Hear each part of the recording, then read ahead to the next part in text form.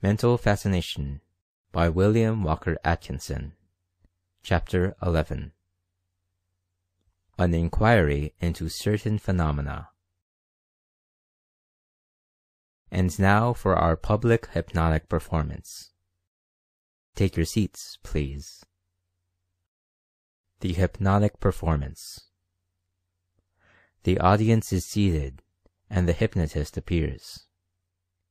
He makes a nice little introductory speech, in which he gives the history of hypnotism and mesmerism. He avoids the scientific side of the subject, except such parts of it as serve to arouse the interest of the audience.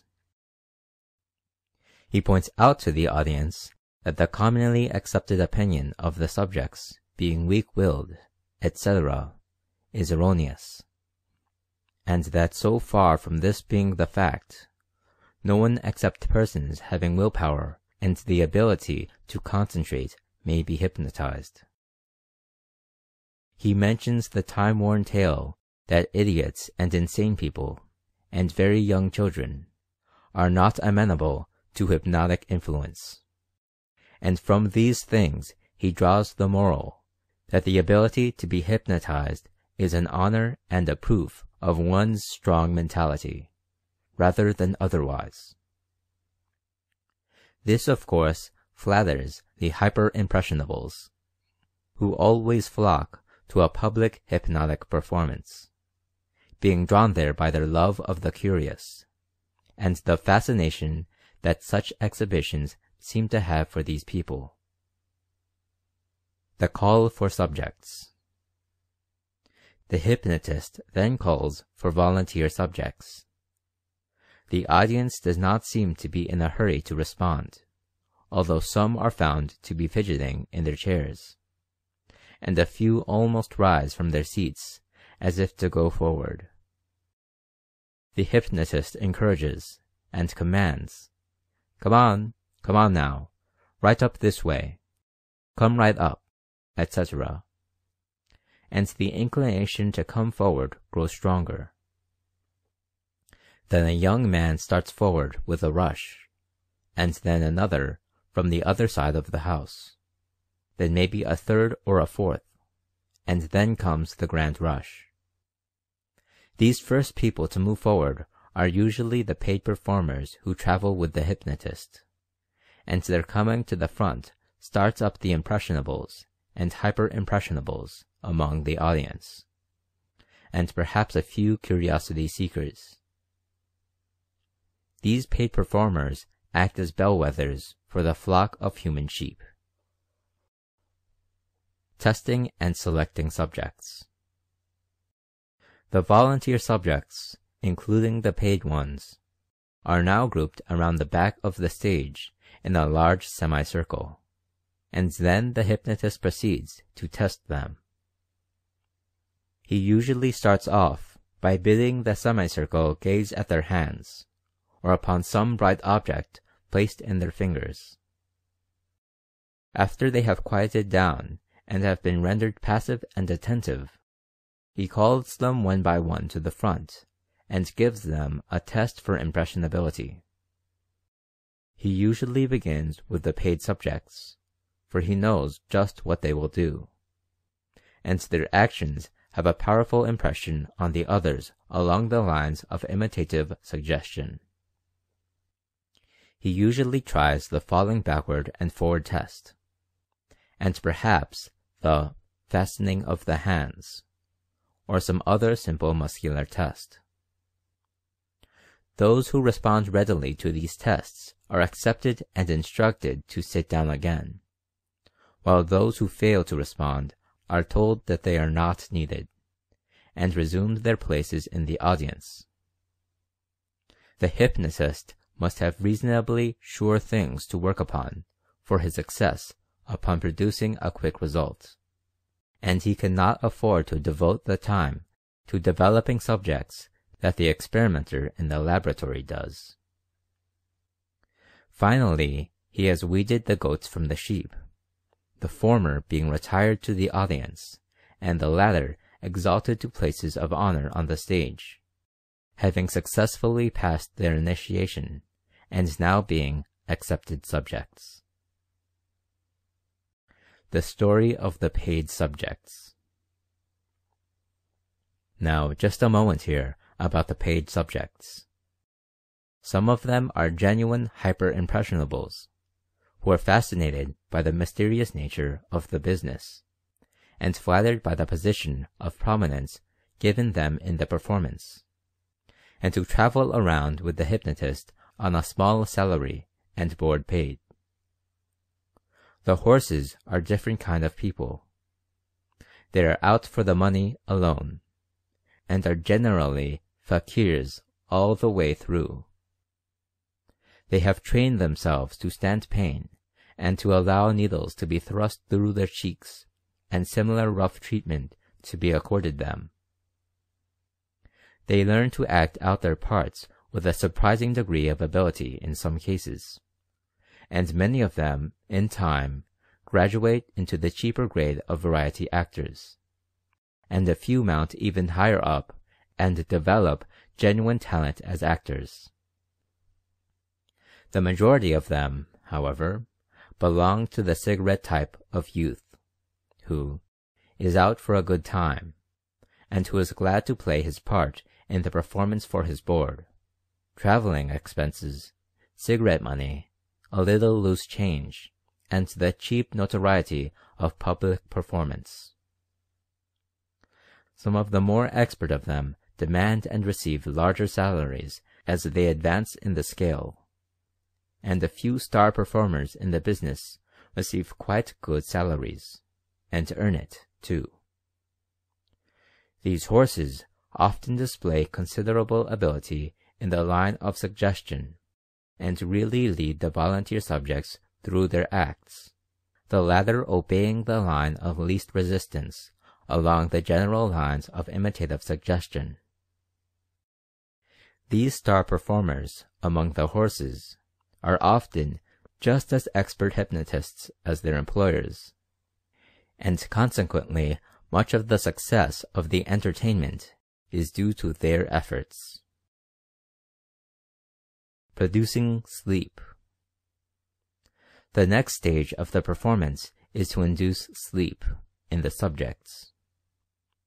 This is done by first inducing fixation of the eyelids, along the lines of muscular control of which I have spoken.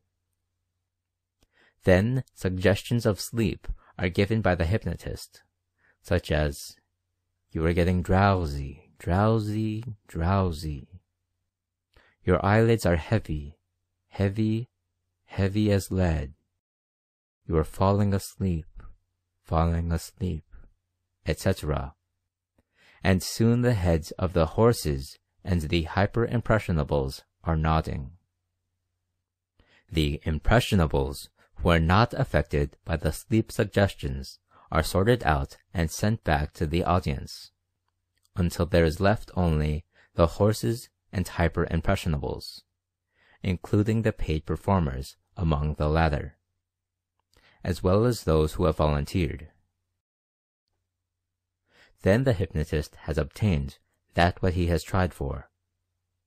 He has a circle of hyper-impressionables and horses who will accept every suggestion that he may give them, and be responsive to every demand upon their negative imagination that he may induce in them. The daydream condition. But are they not really asleep, you may ask? No, they are not asleep. Their condition is one of a drowsy, daydreamy state, such as many of us have felt when lost in reverie, or absent-mindedness. They have had the feeling of drowsiness induced in them by the suggestions and influence of the hypnotist, and have had their negative imagination acted upon by him until they are in a state of dazed daydream. They know what is going on about them and realize the illusion which they are acting out, but are so passive that their imagination is partially beyond their own control, and is induced and managed by the hypnotist through his positive imagination and his suggestions. It is a queer state. I have talked with many of these people, and I think I have measured the mental state existing in them. They are living in two worlds. Their wills are passive, and the negative imagination, or fancy, is most active and under the control of the hypnotist. The playing bear explanation. An illustration that I have used in some of my lectures on this subject may give you a clearer idea of the matter. It is as follows. A party of children are playing bear. One of them is the bear, and goes growling, wagging his head, and showing his teeth in a ferocious manner. The other children pretend to be frightened, but after a bit they induce in themselves a feeling of real terror. The assumed becomes almost real to them. Children have very vivid negative imaginations, and often suffer great torture by foolish suggestions of boogeyman, big bear catch you, something will grab you when you go upstairs, etc.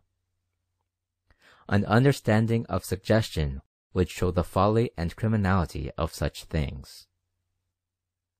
The terror among the children grows more acute, and tears mingle with laughter as they run from the bear.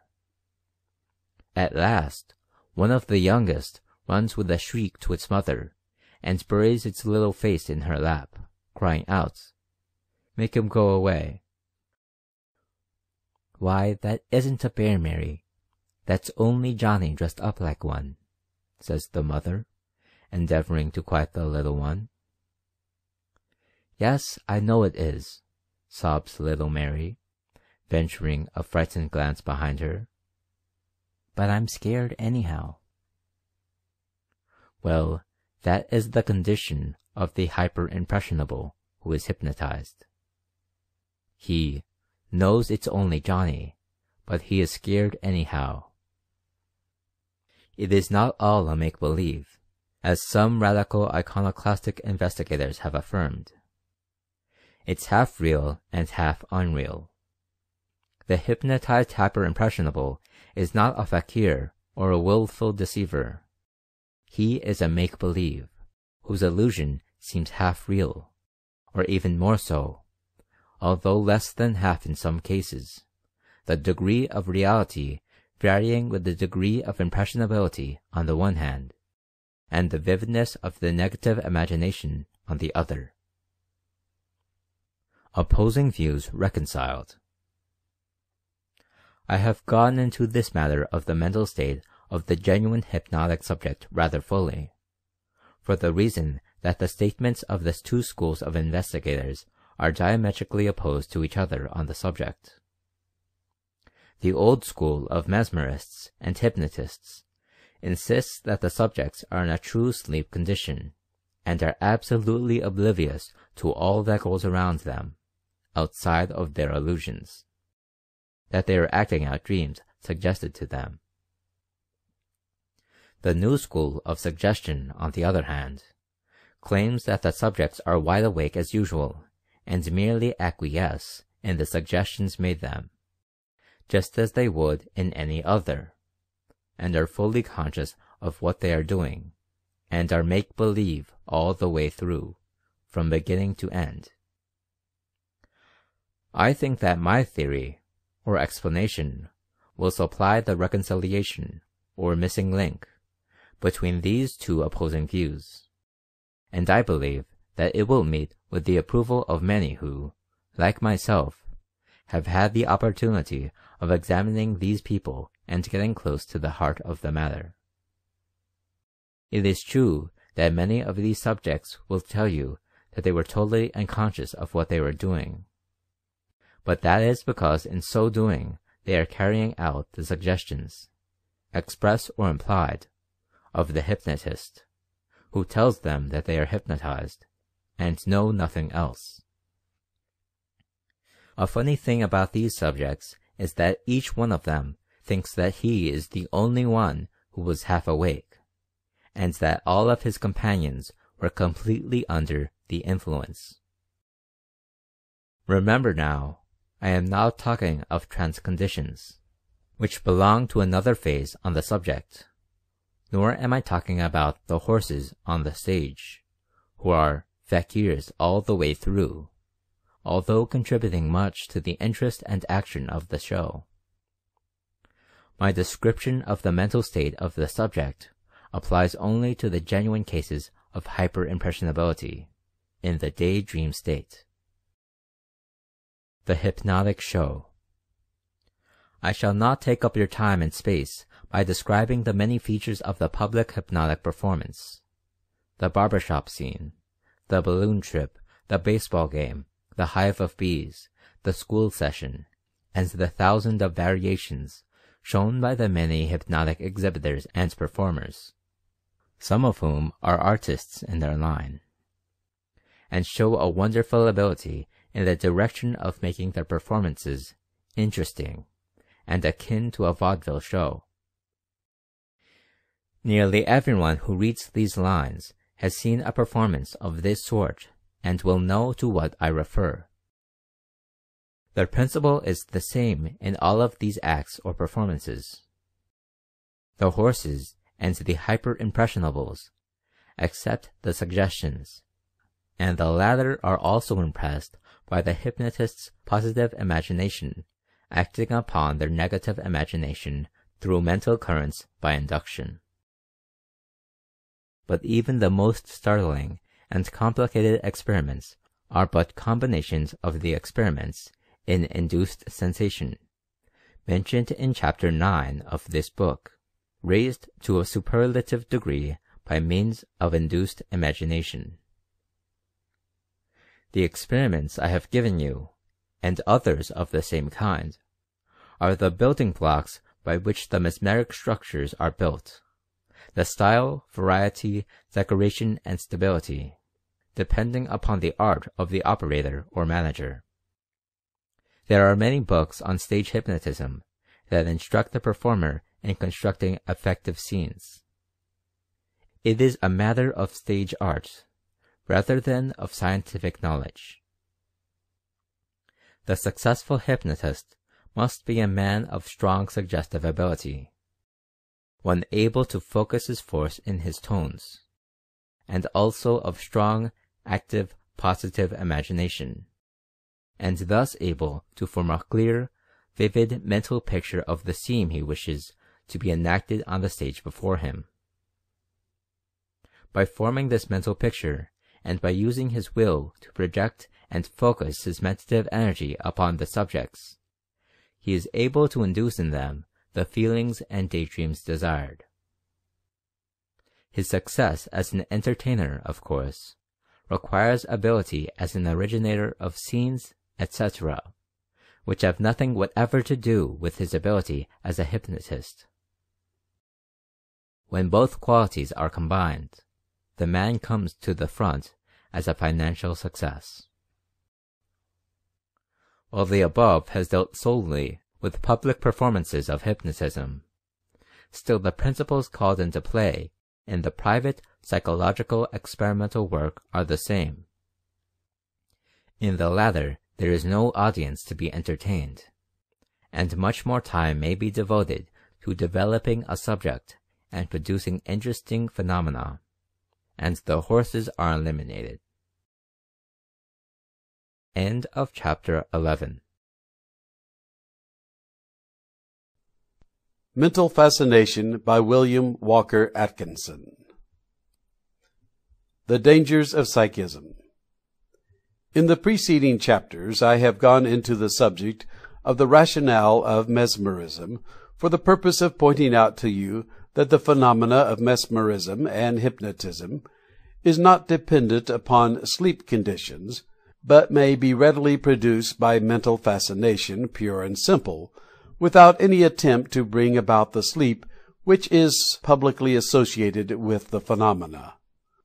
I have not only pointed out the general principles underlying the subject, but have given in detail the technique and methods whereby the phenomena may be produced by any experimenter. The methods given therein are the ones in constant use in the leading psychological experimental laboratories of this and other countries, and the results mentioned may be duplicated by any person who will put into operation the principles mentioned. Why the information is imparted.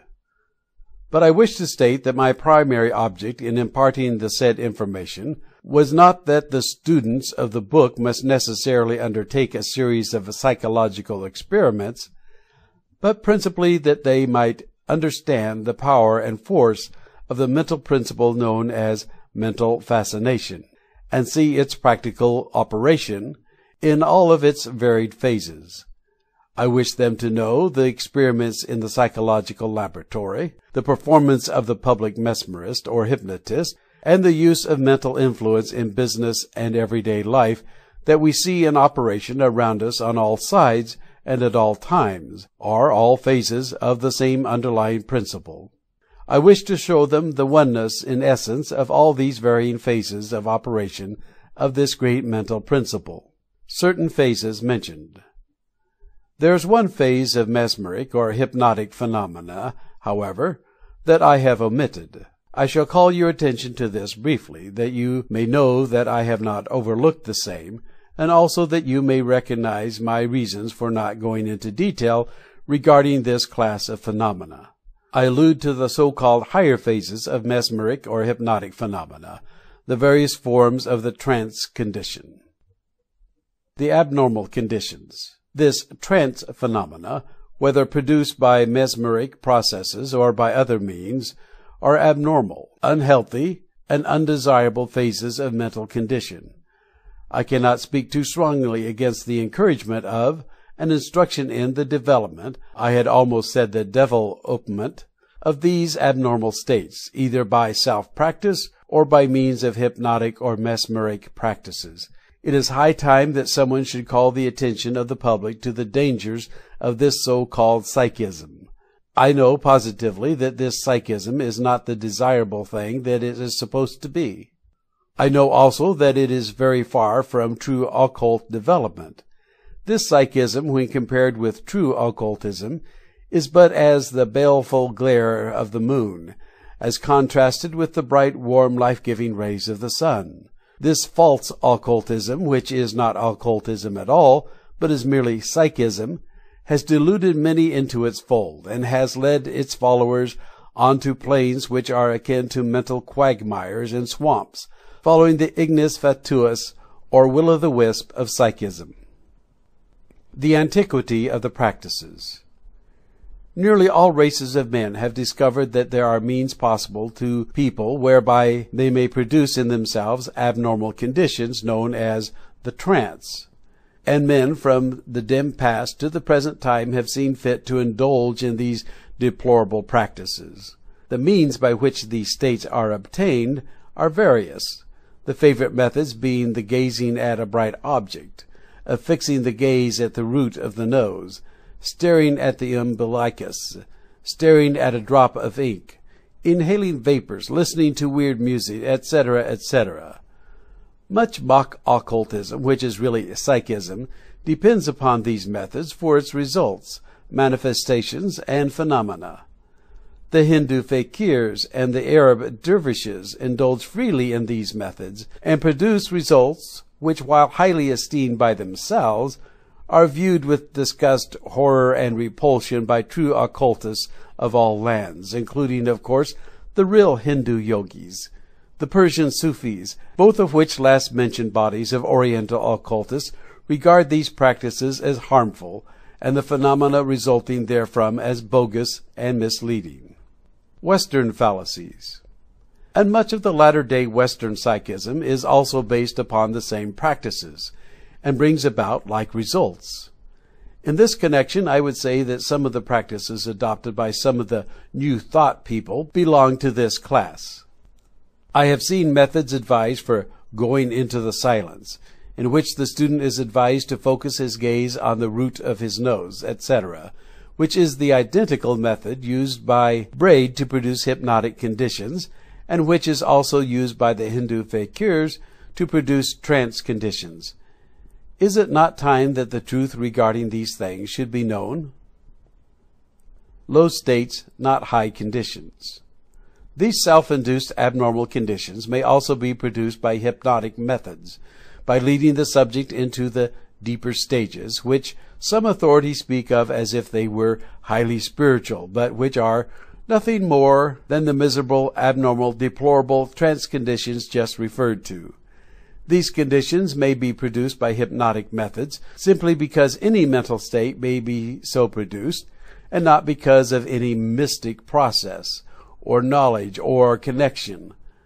Let us take another hasty glance at the so-called sleep conditions of hypnotism, that we may get a clear idea of the subject. The sleep delusion. In the first place, there is no real sleep condition. Let us say why this is. Well, to start from a beginning, much of the sleep does not exist at all. In some cases, the subject merely acquiesces in the suggestion that he is asleep, and then he acts out the suggestion, just as he would act out any suggestion. He plays out his part, that's all. This phase is far more common than the majority of students of hypnotism are aware of. They hear the subject say that he was asleep, and did not remember a thing that was said to him, or what he did. But all of this is merely in the line of acquiescence and playing the part, which fact has been positively proven by advanced experimenters. But there are other stages of sleep. The next in order is the daydream stage, which I have described as the playing bear phase. Even this is not true sleep, but a condition resembling a daydream. It is in this stage that the majority of instances of hypnotic phenomena are produced. Sometimes the daydream becomes very deep, and the trance condition is almost reached, but still it is not sleep, as the word is generally used. Hypnotic trances deplored. Next in order come the several stages of the condition which hypnotists speak of as deep sleep conditions, but which I state positively are nothing more or less than the well-known trance conditions into which people of all nations and times have plunged themselves by the methods before mentioned. The only difference is that the operator induces the condition by mental influence and suggestion, just as he would induce any other mental state, instead of the subject inducing it in himself. It is the same old abnormal, harmful practice in another guise, and anything that is said against the self-induced condition is equally applicable to the operator-induced one. They are the same thing. Well-meaning practices. I shall not describe the conditions at further length, nor shall I give any instruction in the production of them. I consider them essentially harmful, and my object in speaking of them here is to warn off and caution anyone from allowing themselves to be placed in this condition by experimenters. The practice is weakening to the will, for the reason that it depends upon tiring out the will by straining the eyes or other organs of sense. Practitioners of mental influence in all ages have recognized this fact, and have employed objects calculated to tire out the will. Bright objects to stare at, and thus tire out the sense of sight, have been employed. Monotonous sounds ending in are used in the Orientals to tire out the sense of hearing by its monotonous and soothing sound. Vapors and perfumes and incense are used to overcome the sense of smell, all tending to tire out the will and to reduce it to a passive, non-resisting stage. Then, when the will has been rendered passive or tired, the mind becomes receptive and impressionable, and in extreme cases becomes as wax in the hands of the operator. Remember these things, students, and you will see this principle called into operation many times, in unexpected places. Beware of the methods that tend to drug the will. Psychism, like a poisonous cobra. Let me urge upon you to avoid psychism. Put it away from you as you would a poisonous cobra, for it seeks to strike at the heart of your will, and would thus paralyze your mentality. Beware of all that tends to make you weak. Beware of the claims of soul development or spiritual unfoldment that are accompanied by these methods, for they are but psychism masquerading as occultism or spiritual philosophy. Remember my test. Does this make me strong? Apply the touchstone, and then govern yourself accordingly. This is a word to the wise. Heed it. The proof.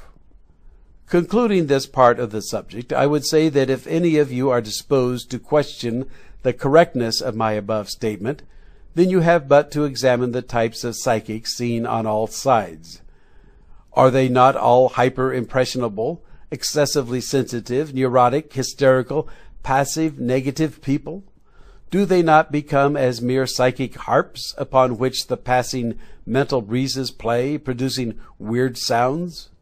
Remember now, I am speaking of genuine psychics, not the bogus psychics who are out for the money, and who are a shrewd, cunning lot, far from being impressionable, and in reality using their mesmeric power to impress and influence the credulous persons coming under their influence.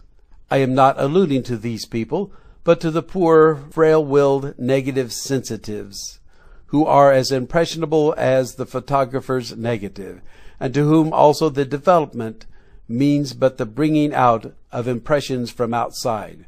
I pray you, be a human positive, not a human negative. End of chapter 12. Oriental Fascination. At this point, I wish to call your attention to a feature of the subject that has received but scant attention at the hands of Western writers. I allude to the wonderful manifestations of mental fascination displayed by some of the magicians of the Orient, particularly of India and Persia. These feats are being performed today in those lands, and are equal to any of the wonderful instances related of the ancient Persian and Egyptian magicians.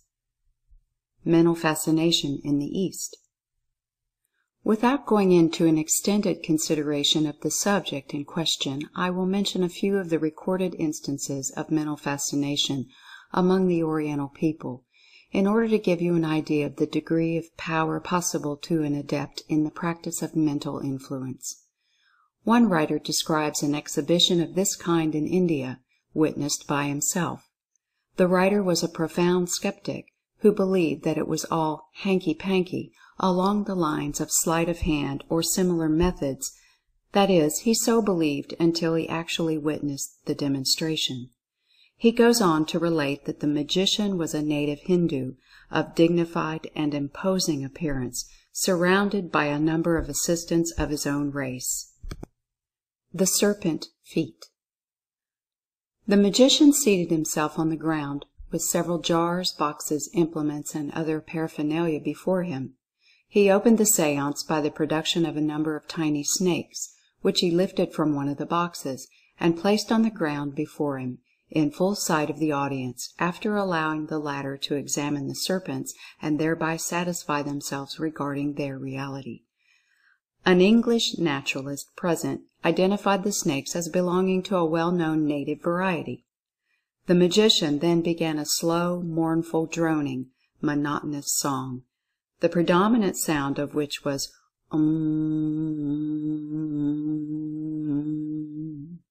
like the droning of a bumblebee or a distant sawmill.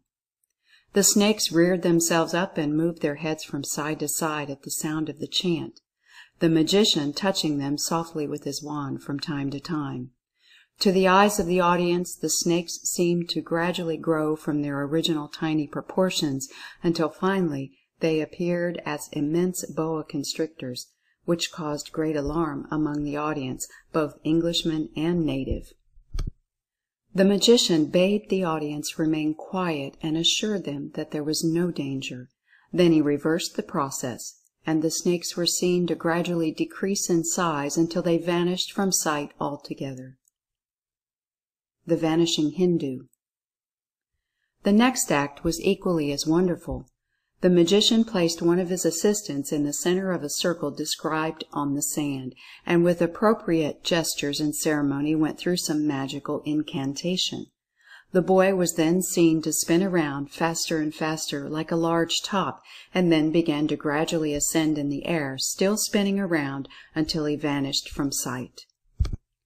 Then the magician reversed the process and brought him down from the aerial heights, the boy appearing like a small speck at first, gradually growing larger as he neared the earth, until he stood before the audience, bowing and smiling. The mango feat. The next act was the placing of some mango seeds in the sand, building a tiny hillock around them. The magician then began his chant and waved his hands over the hillock. In a moment a tiny shoot was seen to appear, and then a little bush which gradually grew up until a mature mango tree was seen, bearing leaves. The blossoms were seen, and the ripe fruit appeared, which was passed among the audience. Then, reversing the process, the tree disappeared gradually, and at the end the magician dug up the original seeds and showed them to his audience. And wonderful to relate, the fruit that had been distributed among the people also disappeared. The rope feat. The concluding act was as startling as those preceding it. The magician produced a coil of real rope, which was passed around for examination. Then he knotted one end of it, and then tossed the knot into the air.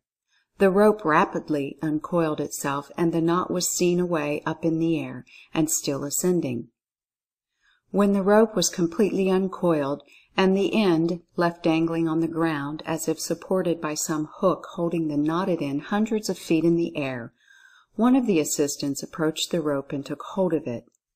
At a shout from the magician, he began climbing rapidly up the rope, and in a short time disappeared from view, after appearing as a tiny speck in the air. Then, at another word from the magician, the rope itself flew up in the air and vanished from sight. The test and explanation. This concluded the performance, but here is a remarkable sequel. An Englishman present took a snapshot with a pocket camera, just as the boy began to climb the rope. When the negative was developed, there was no trace of rope, boy, or anything else appertaining to the manifestation. Even the magician was absent from the center of the scene, and was shown on the plate as sitting down on one side, with an amused smile on his face. This fact demonstrated that which similar tests have also proven, i.e., that the facts were not really performed at all, but were simply illusions produced by impressions upon the minds of the audience. In fact, they were examples of mental magic, along the phase of mental fascination, and arising from concentrated will and visualization of mental images, transmitted by mentative currents and acting by mentative induction. I shall give you another proof of this in a moment or two, after I have related a few more instances of this wonderful manifestation of mental influence. A wonderful man. Another writer, a correspondent of an American paper, relates that he was once on a steamer plying up one of the rivers in India, when, at a stopping place, there scrambled up the side as nimbly as a monkey a native Hindu, clad only in a loin cloth and having a tight-rolled red bundle fastened at the back of his neck to keep it safe from the water while swimming from shore. There was nothing about the man to distinguish him from the ordinary fakirs, but he soon showed his quality, his startling feats. Passing along the deck, he picked up a ball of thin rope which was lying there, and unwinding an end, he knotted it and tossed the knot up in the air, where it ascended, rapidly unwinding the ball until the whole of the rope disappeared in the air, just as in the instance previously related. Then, passing a sailor who was holding in his hand a broken coconut shell containing the liquid or water of the nut, he lifted the shell from his hand, and holding it high up over a ship's bucket standing nearby, he emptied the liquid until it filled the bucket, and repeated the process upon another bucket, and so on until 12 buckets had been filled from the half coconut shell. Then he picked up one of the buckets filled with the liquid, and holding it in his hand, he caused it to gradually shrink until it completely disappeared. Then a moment later he exhibited a tiny speck in his hand, which gradually grew until it was again the bucket of water filled to the brim with the liquid, which he then poured out on the deck. A strange occurrence. Witnessing the strange performance was a young mother with her babe beside her and a young nurse girl several feet away. To her horror, the mother then beheld the nurse girl rising a few feet in the air and moving rapidly toward the babe, reaching down for the infant as she glided over it, and then rising high into the air with the child clasped in her arms until both were lost in the clouds. The mother burst into frantic cries and shrieks and gazed upward, and as she gazed she saw a fleecy cloud appear, which gradually took the shape of the nurse girl, who grew larger and larger as she descended, until she finally reached the deck again and handed the babe to the rejoiced mother. The mother, after clasping her babe close to her bosom, cried out, "How dare you take my child away?" When to her surprise the girl answered, "Why, ma'am, the baby has been asleep all the time, and I have not touched him." And then the fakir smiled and said, "Mem Sahib has been dreaming strange things." It was merely an instance of mental impression of a remarkable degree of power produced by the will and mental imagery of the fakir, and his previous feats were also so performed. Wonders upon wonders. But this was only the beginning. The fakir then untied his red bundle, and, extracting therefrom a cocoanut, he exhibited it to the passengers, passing it around for inspection. Then, placing the nut on the end of a bamboo stick, and balancing it there, he commanded it in Hindi to spout as a fountain, and immediately a great jet of water sprang from it, falling over the deck in great showers. He then caused it to stop flowing, and it obeyed. Then he restarted it. This he repeated several times. Then he materialized a cobra from the air and caused it to disappear at his command, after he had terrified the passengers with it. Then he materialized several human forms in broad sunlight, in full view of the passengers, and afterwards caused them to melt away gradually until they disappeared like a cloud of steam. Then, taking up a collection, which was quite liberal, he jumped over the side and swam rapidly to shore. The real secret. The natives among the ship's passengers smiled at the wonder of the Europeans present and laughed at the latter's talk of jugglery or magic power, informing them that it was merely an instance of Hindu mesmerism, or mental influence, and that those among them who resisted the spell saw nothing of the phenomena, except the fakir with glistening eyes and every evidence of a powerful and concentrated exercise of his will.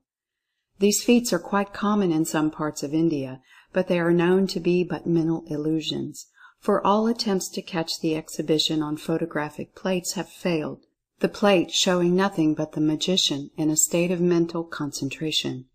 These magicians have developed the power of causing many persons, at the same time, to have the illusion of seeing, hearing, tasting, and smelling things that have no material existence. It is induced mental imagery in a developed degree, but differs only in degree from the phenomena more familiar to the Western world.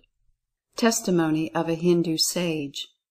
In this connection, I would like to add the testimony and explanation given to me personally by a greatly esteemed friend of mine, a Hindu sage, traveling in this country, who in addition to his Oriental learning has received the highest English education, and who is a highly educated man in both the Eastern and Western meanings of the terms.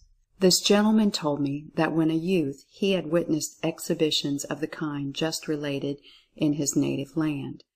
At first he was puzzled and mystified by them, but his naturally scientific turn of mind caused him to seek for the solution. He began experimenting, and soon at least was able to classify the phenomena as pure mental illusion. He found that the crowd would gather close around the magician in order to see what was going on, although all were required to keep a certain number of yards away from the wonder worker by the latter's instructions and requirements. My friend found that if he retreated a few yards beyond the outer edge of the crowd, he could see nothing but the magician. all the material doings disappearing. When he would join the crowd, the mystic appearances were again plainly seen. He tried the experiment in several ways with the same result. Then he tried a riskier one and pushed nearer to the magician than was allowable, and with the same result. In short, the influence was confined to a certain area, and the mental influence was doubtless increased by the contagion of the different minds in the crowd.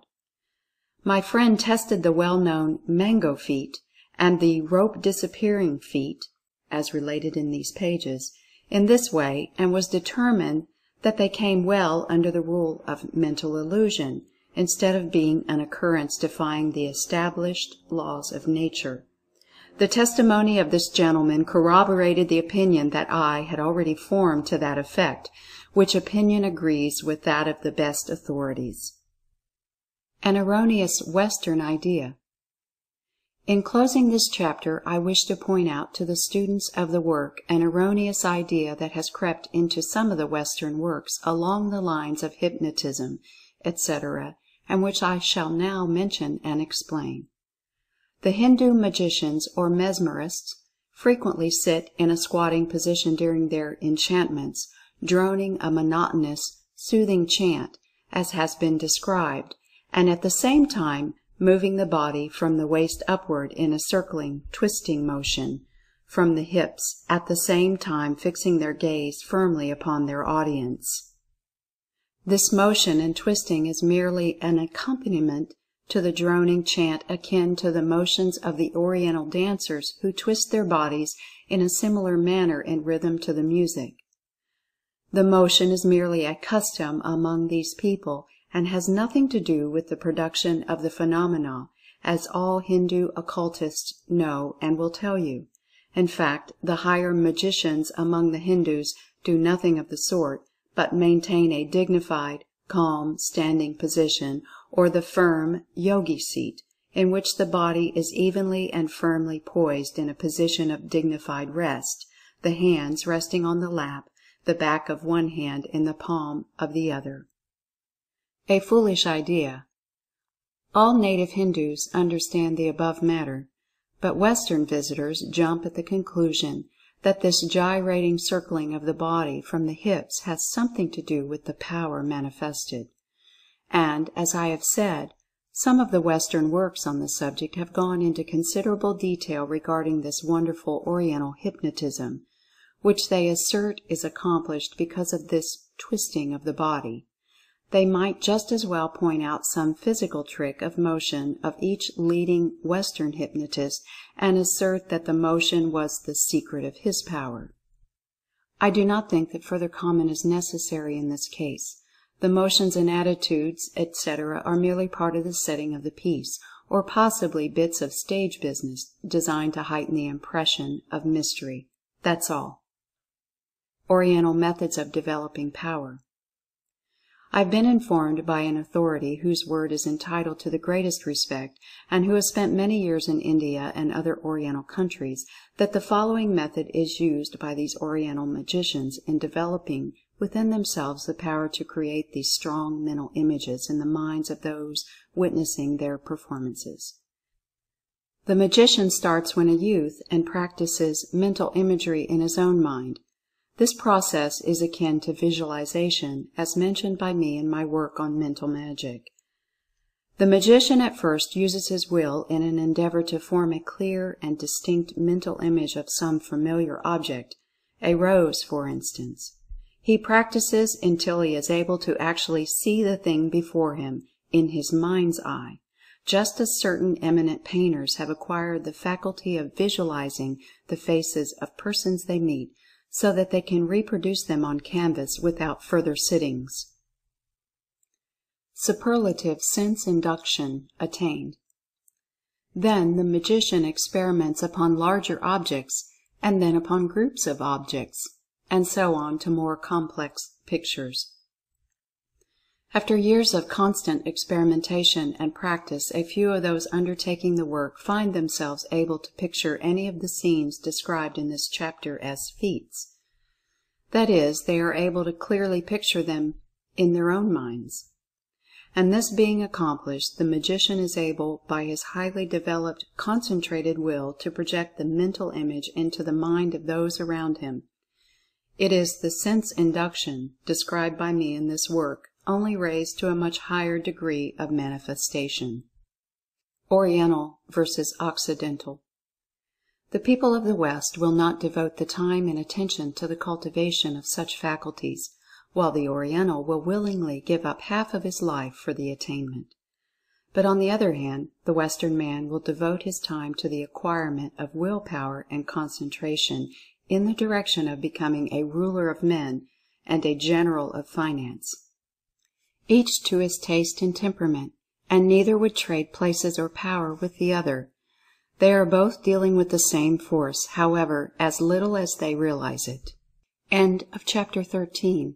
Oriental Fascination.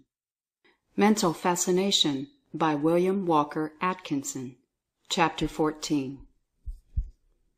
Future Impression. Now I wish to call to your attention to what may be called future impression, or, as the hypnotists call it, post-hypnotism, etc. Future impressions are like seeds planted in the mind which grow, blossom, and bear fruit at some future time. The hypnotists produce this phenomena by giving the subject, while in the hypnotic sleep, the suggestion that at a certain time, either in a few minutes or hours or days, he will do certain things or feel certain things. But the newer school of psychologists have discovered that these future impressions may be made in the ordinary receptive state, just as is the case with any of the other forms of mental impressions, and the result will be the same as that obtained by the hypnotists, in spite of their theories and methods. The general principles.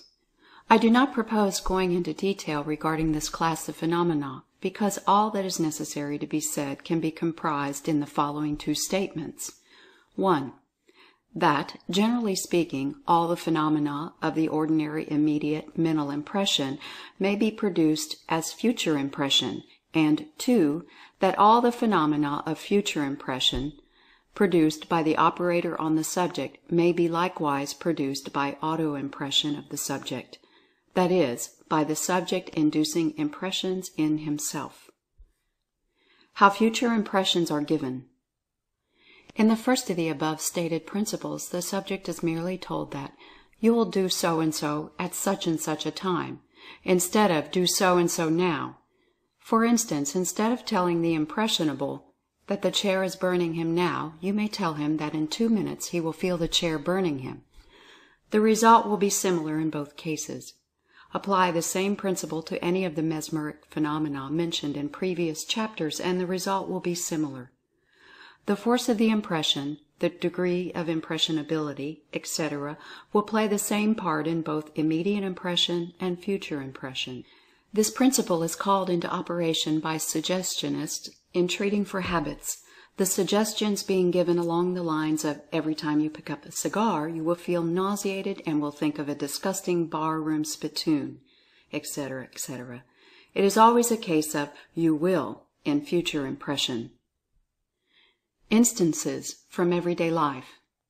Many foolish suggestions are given in everyday life along the lines of future impression, and alas, many of them are accepted carelessly, owing to a lack of knowledge of the principle. How many times has it been said to an impressionable young bride, "Never mind, you'll grow tired of him after a while," etc., or to a man, "Wait until the novelty wears off and you'll see how sick of the job you'll get," or "You'll lose your interest and enthusiasm by and by," or "You'll find him out after a while and will see that he's not what he seems," and so on. You may add to these instances from your own experience. And too often these suggestions are recalled and have a tendency to cause the person to make them come true. Many fortune tellers' prophecies have been made come true in this way by impressionable and ignorant people. I have given you a key to this principle now. Heed the lesson. If you feel that an attempt at future impression is being made on you, head it off with a mental, "No, I won't." That is the antidote for the bane. Remember this. It may save you trouble some day. The secret of future auto-impressions. The second principle in the statement made several paragraphs further back, i.e., that all the phenomena of future impressions may be duplicated by auto-impression, or impressions made by one's self, is true and worthy of consideration. You make up your mind that you must awaken to catch a train at 4 tomorrow morning, and you awaken in time. You have set your mental alarm clock. If you have an engagement at 3 this afternoon, you may set your alarm as follows, talking to yourself, of course. Now see here, remember that you must see Smith at 3 this afternoon. 3, I say. Remember now, 3, I say. And if you impress it sufficiently strong upon your mind, a little before 3 you will begin to feel uneasy, and then suddenly your Smith engagement will pop into your mind from your subconscious region, and you will reach out for your hat and overcoat. Mental alarm clock, remember. That tells the whole tale. The mental alarm clock. You see, the experimenter giving future impressions simply sets the mental alarm clock, going along impressionable lines. He makes the mental impression and attaches it to the mental alarm clock. When the alarm goes off, the impression emerges into the field of consciousness and acts just as if it had been freshly made. That's the whole story in plain, homely terms. Self-protection. But don't be frightened, you timid people. Remember this, that you will not accept a future impression unless you would also accept a present impression. The degree of impressionability is the same in both cases. The only reason a future impression has the advantage over a present one is that it is more subtle, and people are not as much on guard about future things as they are about things to be done right now. You will resent an impression that you do this thing right now, while you pay but little attention to the earnest impression that in a year from now you will feel so and so about this matter, and dismiss the subject with a shrug of the shoulders instead of saying, at least mentally, "No, I won't." The present impression is apt to attract your attention the more forcibly, because it is more apparent, while the future impression is more insinuating. But now that you know the facts of the matter, you may laugh at them both, and take the sting out of them by your little "No, I won't." How to kill out old adverse impressions. And just one word more. If you feel that you are harboring any future impressions made on you in the past, but upon which the alarm has not yet gone off, you may kill them by direct self-impression or auto-suggestions to the contrary. That is, you may say, "I will not act upon any adverse impressions that may have been made to me. I will them out of my mind. I kill them this moment by the power of my will." And at the same time make a mental picture of the impression being obliterated by the action of your will, just as the chalk mark is erased from the blackboard by the passing over of it of the eraser. Try this plan and be free. Some of you will thank me for this, mark my words. End of Chapter 14. Future Impression.